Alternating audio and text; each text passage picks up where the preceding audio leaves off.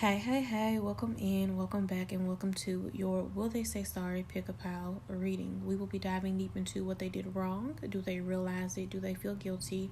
Will they apologize? When and how the apology comes, if yes, and also guidance for you in regards to forgiving them. All right, take this moment to center yourself. Take your 3 deep breaths and choose the pile or piles that are most calling to you for those of you inquiring about multiple people. All right, and I will see you at your pile. Now let's begin with pile 1. We have courtship, occupation, lovers, thoughts, community, and poverty. So, what they did wrong, this wasn't some explosive blow up or dramatic betrayal. This was about pursuits that felt disingenuous, attention that was more about what they wanted than what you needed. So they approached you with charm, with interest, maybe even romance, but it lacked a real foundation. It was courtship without commitment behind it, affection without follow through. So they drew you in without being honest about where they actually stood or what they could really give you. And that's the offense, making you feel chosen when they weren't actually choosing you fully. And do they realize this? Yes, they know. This is sitting in their daily awareness.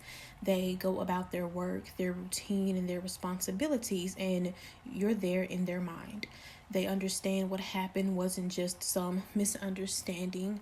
They're aware they handled this poorly, that their actions had impact.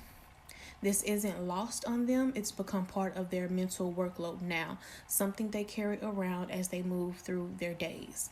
And do they feel guilty? Absolutely. There's genuine remorse here, tied directly to intimacy and connection. They feel bad because what you two shared mattered. There was something real between you, something that went beyond surface level, and they know they fumbled it. Now, the guilt isn't abstract, it's personal. It's about you specifically, about what existed between you both. They're feeling the weight of having hurt someone they actually cared about. And will they apologize? This is where it gets complicated. Their thoughts are tangled up. They're overthinking, second guessing, and analyzing how to approach this. There's mental clutter around it. What do I say? How do I say it? Is it too late? Will it make things worse? They want to reach out, but they're stuck in their own head about it. The apology isn't a clean no, but it's not a confident yes either. It's more like they're wrestling with themselves about where they should, could, or how. And when and how it might come, if it happens, it won't be private. It'll come through your broader circle somehow. Mutual friends, social settings, group spaces where you both exist. This won't be an intimate one-on-one moment of vulnerability. It's more likely to surface in contexts where others are around, or it gets back to you through people who know you both. There's a public or semi-public quality to it, which honestly might make it feel less genuine or more performative than you'd want. And your guidance when it comes to forgiveness, and this is important, you need to protect yourself here. Forgiveness doesn't mean going back to how things were or, opening yourself up to being treated carelessly again. There's a warning here about depletion, about giving from an empty cup, investing in something that's already drained you. Forgiving them, if you choose to, needs to be for your peace, not theirs. But reconciling or going back, that's where you need to be really careful. Don't give away what you can't afford to lose again. They already took something from you through their carelessness. Don't let forgiveness become another way you end up diminished. All right. For those of you that need insight and guidance for your own personal situations and circumstances, check the description box and the pinned comment for contact information for your personal reading. All right, and I will talk to you soon. Pile 2, let's dive right in.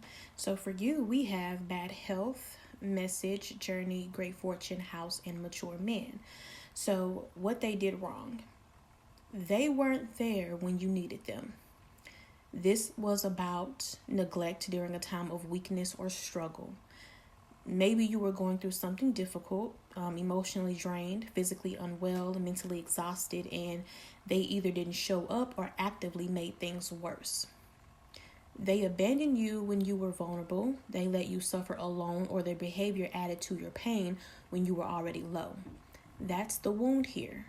Being left to deal with something heavy without their support, or worse, having them become part of what hurt you. And do they realize it? Yes, and they've been told. Either someone else has pointed it out to them, or they've received some kind of communication that made it clear what they did.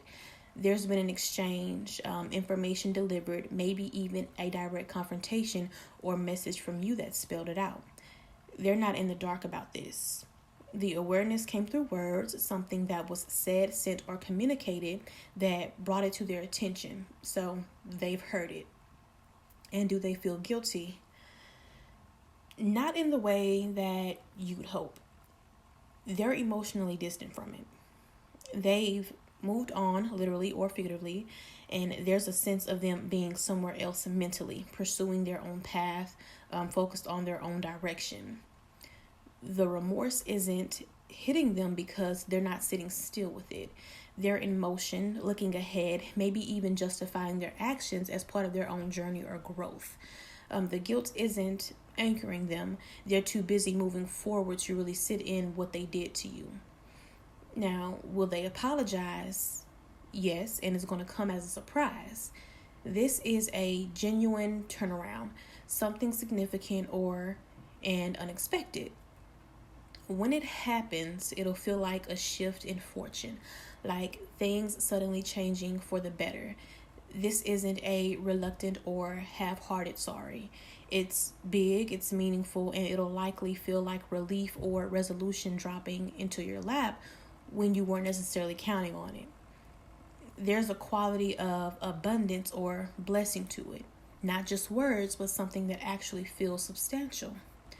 Now, how it comes, this will happen in a private domestic setting. It could be at your place or theirs, somewhere that feels personal and contained.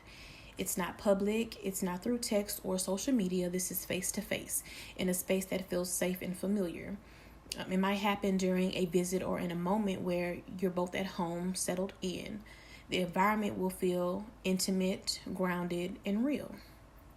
It's the kind of apology that happens over coffee at the kitchen table, not shouted across a parking lot. Now, your guidance for when it comes to forgiving them, there's wisdom here in being measured. So think about who this person actually is, what they've shown you over time, not just in this one moment of apology. Forgiveness can be given, but it needs to come with boundaries and clear-eyed understanding. Don't be naive about it. Consider the long game, their track record, their character.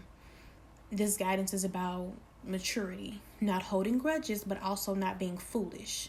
Forgive if it serves your peace, but stay grounded in reality about who they are and what you actually and reasonably expect from them moving forward. Don't let one good apology erase a pattern of poor behavior, okay? For those of you that need insight and guidance for your own personal situations and circumstances, check the description box and the pinned comment for contact information for your personal reading. All right, and I will talk to you soon. Pile 3, let's get right into it. So for your cards out, we have mature man, main male, imprisonment, main female, poverty, and journey. What they did wrong was they acted selfishly from a place of ego and established authority. They pulled rank on you in some way, made decisions that affected you without considering your input, or used their position, experience, or power to steamroll over what you needed. This was someone acting like they knew better, like their way was the only way, and treating you as less important or less worthy of respect. They were controlling, dismissive, or paternalistic. They made you feel small or unheard because they were too busy being right or being in charge. And do they realize it? Absolutely. this person knows exactly what they did. This isn't a question of awareness. They're fully conscious of their actions and their impact. They're not confused or oblivious. They understand that they overstepped and that they hurt you. They understand that this behavior was wrong, and that realization is there clear as day, and they're sitting with the knowledge of what they've done. So there's no fog around this for them. And do they feel guilty? Yes. And this looks to be eating at them. They feel trapped by what they did, stuck in the consequences of their own actions. And there's a sense of being locked in with this remorse, unable to escape it or move past it easily. The guilt is heavy, restrictive, like they're paying a price internally for what they did. Now, they can't just shake this off. It's confining them, weighing on them, and they're very aware of how their own choices created this situation. This isn't light regret. It's something that's genuinely limiting them.